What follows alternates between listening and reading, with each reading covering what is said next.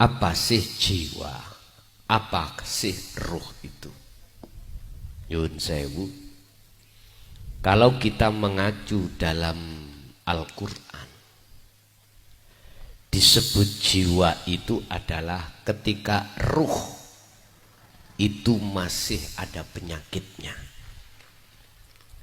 Hati kita ada penyakitnya. Fi qulubihim maradum fazadahumullahu maradum. Di dalam diri kita, Pak, yang disebut ruh atau hati itu ada penyakit. Kalau penyakit itu tidak lekas disembuhkan, maka penyakit itu bertambah besar. Apa penyakit hati? Penyakitnya hati macam-macam. Ada yang disebut riya, takabur, sum'ah, hasud, iri, dan lain sebagainya. Dan itu bersumber dari pohon yang namanya pohon nafsu. Artinya nafsu itu diri. Dalam hati kita masih merasa kita makhluk yang bisa melakukan ini, itu, punya ini, punya itu. Gara-gara inilah akhirnya tumbuhlah yang namanya buah yang disebut penyakit hati itu. Bapak Ibu,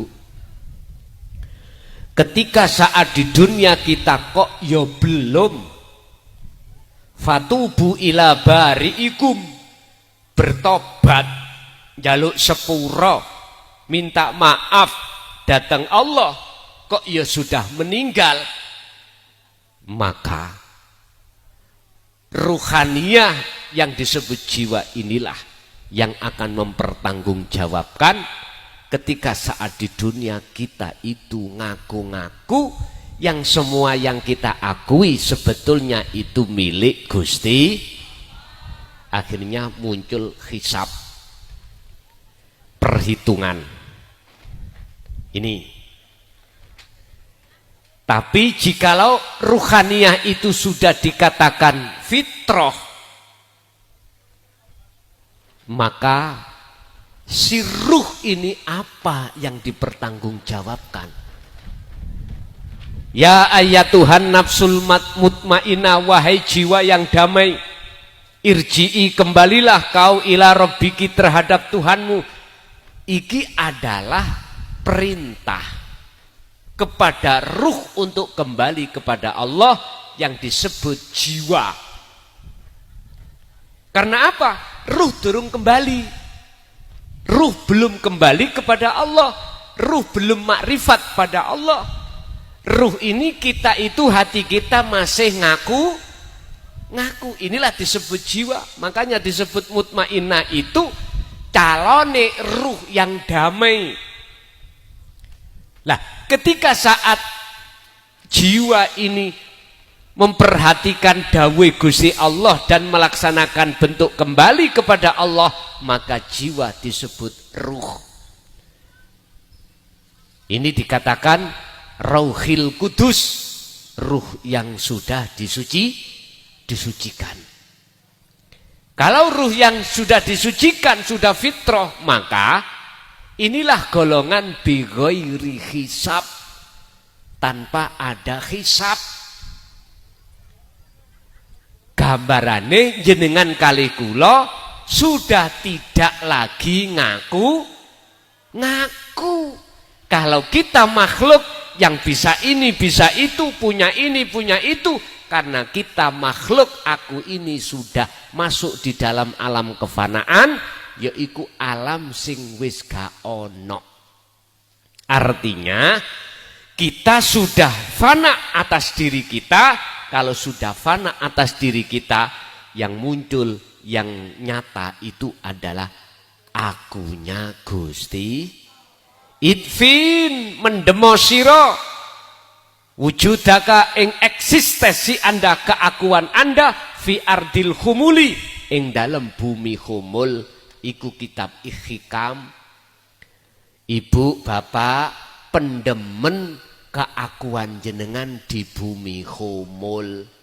Apa bumi khumul? Bumi kefanaan. Carane ya napa? Sampai balik surat Al-Ahzab ayat 41. Dzikira sing dzikir iku eling kalau sakliyane Gusti Allah iku ora iso apa. Jadi yang bertanggung jawab besok itu roh yang belum fitrah. Ibaratnya roh ini belum kenal sejatine Allah yang disebut ilahun wahid. Kul katakan Muhammad huwa utawi Allah iku. Kul katakan Muhammad huwa utawi hidup. Ilahun wahid iku Allahu utawi jenenge Allah iku ahadun esa. Terangno Muhammad tentang keesaan Allah itu. Inilah Bapak Ibu, kalau kita tidak memperhatikan dan tidak mengamalkan di dunia ini saat hidup di dunia menuju ilahun wahid, ketuhanan yang maha esa, maka mohon maaf jangan diharap kita ketika saat meninggal masuk di alam yang terang. Jangan harap, pasti masuk di alam yang gelap. Buka Al-Baqarah 257. Walladzina kafaru awliya'uhumut taghut yukhrijunahum minan nuri ila dzulumat. Rohe orang-orang kafir ketika saat di dunia itu menyembah terhadap selain keesaan Allah, maka dia itu akan masuk di alam yang gelap. Tapi Allahu waliyul ladzina amanu yukhrijuhum minadz zulumati ilan nur. Jikalau jenengan iki saat di dunia hati sudah sampai ke esa, maka sedo sampean mesti masuk roh iku di alam yang terang bener. Itulah disebut husnul khotimah. Karena waktu di dunia sudah melepas keakuan diri sebagai makhluk yang bisa ini, bisa itu, punya ini, punya itu. Semua itu miliknya Allah Subhanahu wa ta'ala.